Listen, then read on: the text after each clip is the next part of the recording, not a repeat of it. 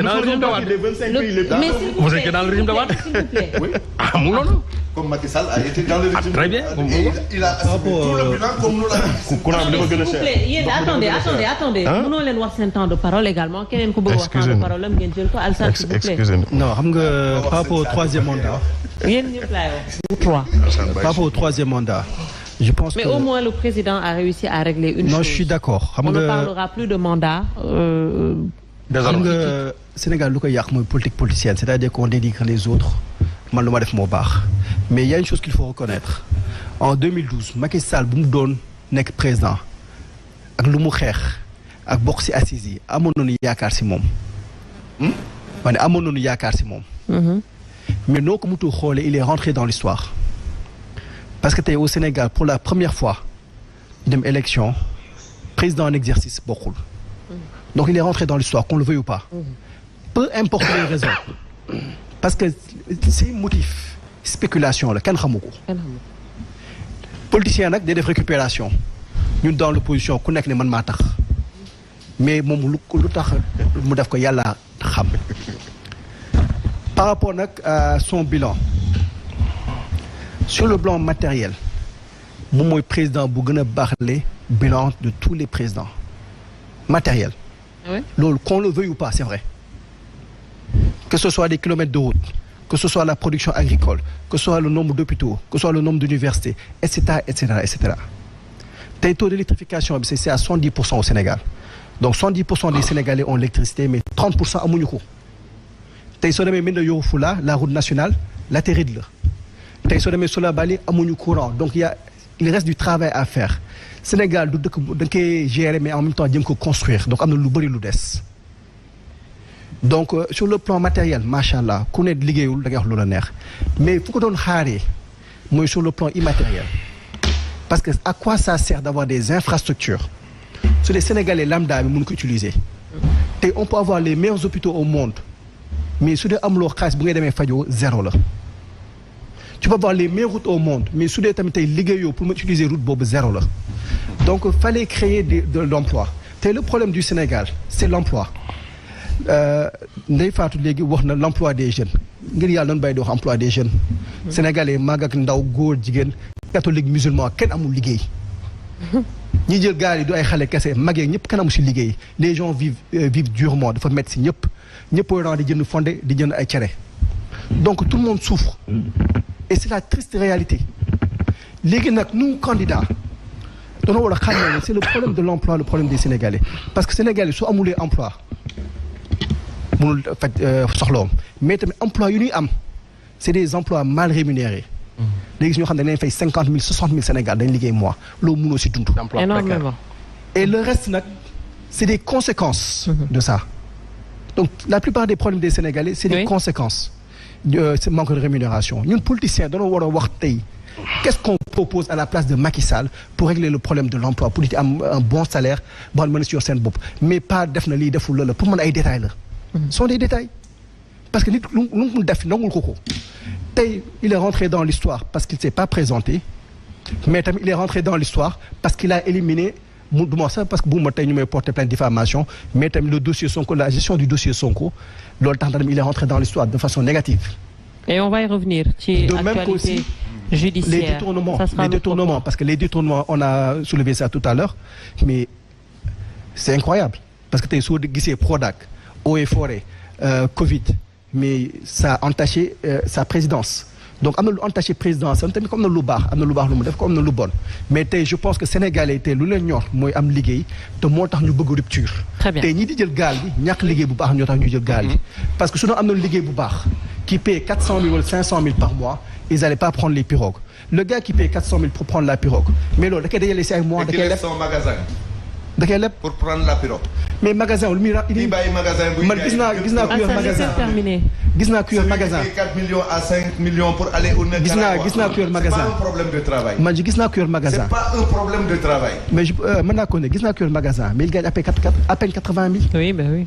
80 000 nga fay si sa nekk fay si courant ndox war see faju tu t'en sors pas il y a des gens dañuy génn rek pour am as tuuti mais xam na lu ñu yor du si génn moo tax soo gisee tey y a une toute nouvelle génération dugg si politique. mais pour te dire que la meilleure façon d'avoir les salaires de nos pères n'étaient pas si gros. parce que lu ñuy gis tamit si gouvernement bi da ngay gis kenn xam ne tey dafa dugg si gouvernement du politique suba en même pas 2-3 mois mu tax immeuble. donc les gens se disent que la meilleure façon de s'enrichir c'est la politique. C'est la politique, effectivement. Et c'est malheureux dans un pays. Ndeye Fatou, par rapport à cette question, sortie honorable du président de la République. Oui, sortie honorable en renonçant quand même à la candidature. À la 3e candidature. Parce que quand même, président Macky Sall Néné, il a eu ce mérite que Moubanya présenté Ouatt en 2024. Là, il faut le reconnaître. Parce que mënoon na ko def te bu ko defoon heure bii ñu ngi ci woon ay troubles ay manifestations de protestation non au 3e mandat 3e candidature au moins il nous a épargné de cela. Donc pour ça moom il est entré dans l'histoire mais d'une manière très positive parce que à sa place beaucoup mënoon nañu jéem a tenter une 3e candidature. Mais nag à côté de ce renoncement on voit que il a eu raison quand même de ne pas dire très tôt que je vais partir. Parce que gannaaw bi mu waxee ne man je renonce à ma 3e candidature gis nga liñ fi dund yëpp. gis nañ li xew ci parti am. non seulement ci parti am mais aussi ci Benno. parce que Benno bi am na ci ñenn ñoo xam ne ay alliés lañ woon dañ ci génn ba tey am na ci seen biir ñu candidaté pour élection présidentielle bi ñoo ñu ngi woon ci biir Benno mais quand il a renoncé dañoo génn Benno APR ci la volé en éclat. parce que y a eu au moins 3-4 candidatures yoo xam ne ci biir mouvance présidentielle la ñu jógee donc bu teeloon a wax kon on se retrouverait maintenant avec 500 candidats ndax bu fekkoon ne at yi jàll yëpp moom wane woon na ne il va sortir non seulement y aura beaucoup de candidats mais kon gestion wu dëkk bi sax day poser problème kon dëkk bi kenn du ko mën a gérer. et c'est ça qu'il a loolu la waxoon donc il a eu raison parce que kon liggéey du am parce que clivage yi moo fi am. Guerre de positionnement moo fi am. Donc il a eu raison d'attendre au mois de juillet pour dire que man mii maa ngi doog a dem loolu nag ci njabootam la nag parce que tam mouvance présidentielle moom la càmbar xool ni man su ma teelee wax man xëy na li ma bëgg ci liggéey bi du ma ko mën ce sera à ses dépens dans sa famille politique ndax bu fekkoon ne jurisprudence Chirac.